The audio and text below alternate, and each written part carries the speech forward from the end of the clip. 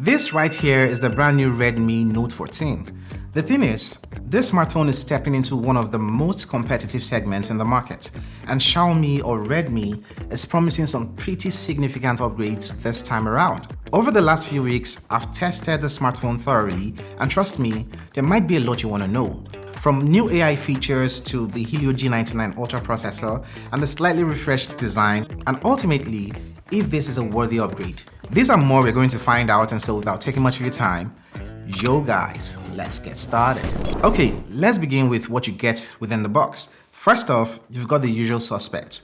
The smartphone itself is wrapped up in a protective plastic, a 33-watt fast charger. Thank you Xiaomi for continuing to include this, a USB A to C cable, a basic silicone case, and of course, the standard paperwork and SIM ejector tool. Pretty straightforward, nothing extravagant here, but hey, at least you don't have to worry about buying a charger separately.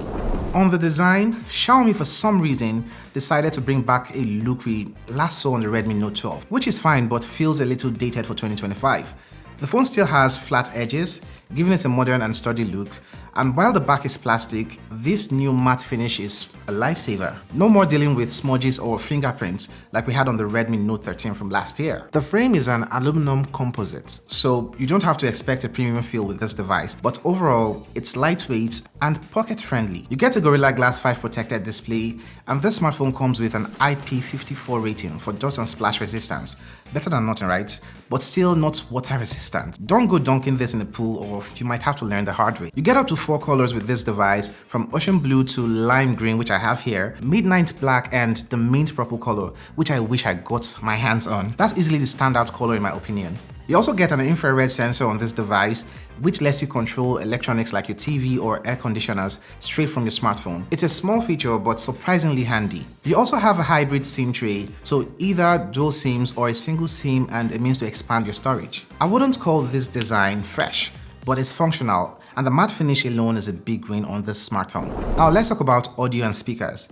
The Redmi Note 14 features dual speakers, one at the bottom and one at the top, and they get decently loud. In fact, they are louder than the predecessor this time. It's crisp with clear mids and highs, though like most budget smartphones, it's a bit light on the bass. Oh, and shout out to Xiaomi for keeping the headphone jack on this device. So if you're old school or you just love wired audio, this is definitely a plus. When it comes to the display, Redmi is sticking to what works. The Note 14 packs a 6.67-inch AMOLED panel with a 120Hz refresh rate and also a 1080p resolution. Honestly, it looks great. You have bright display, vibrant colors, and smooth animations on this panel. Xiaomi didn't skimp on brightness either. At 1800 nits of peak brightness, you have no issue reading messages or watching videos even under direct sunlight. The upgrade here is the Gorilla Glass 5, which replaces the Gorilla Glass 3 on the Note 14, giving you more scratch resistance. And let's not forget, this smartphone now has customizable always-on display animations, which are a fun touch.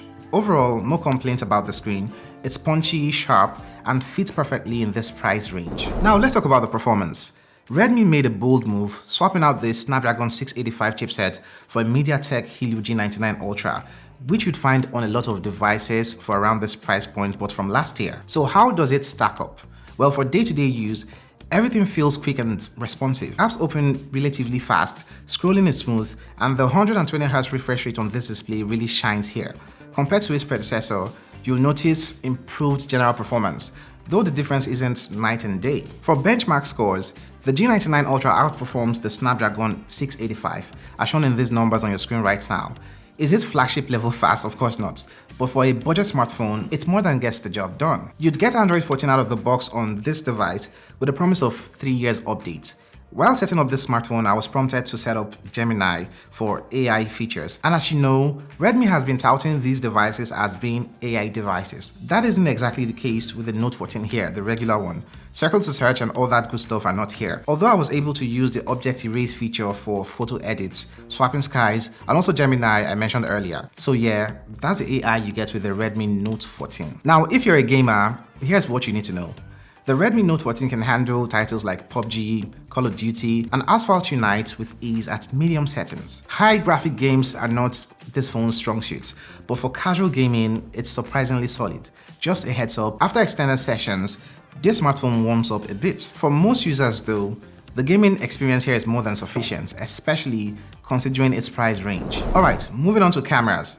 On the back, you've got a triple camera setup, a 108 megapixel main sensor, a 2 megapixel depth sensor, and a 2 megapixel macro lens. And here's the catch.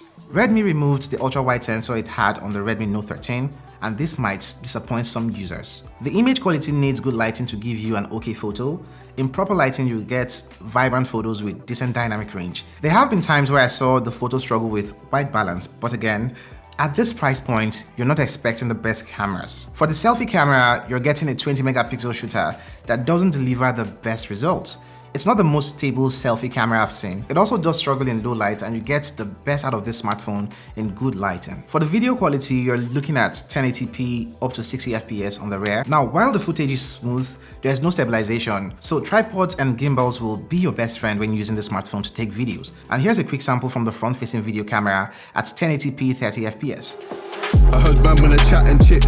I come through like what's good, these wigs getting split. Man better breeze than sprint, it's long if I choose to bite down on these pricks. X is a lyrical 4-4 and this, so make sure it's X that you wanna rally with. Oh, make a big man turn to a kid. Shout out skull when I flat out wigs. You be seeing X's with your eyes closed, don't move past girls behind your eyelid. Bars and flows, check out their mixture. Told them man can't handle the fixture. It's all funny games to the person saying it's all funny games. Get beat up and cocked out the picture. Must be active if you think you can wig me. I'll tell my man put down the liquor.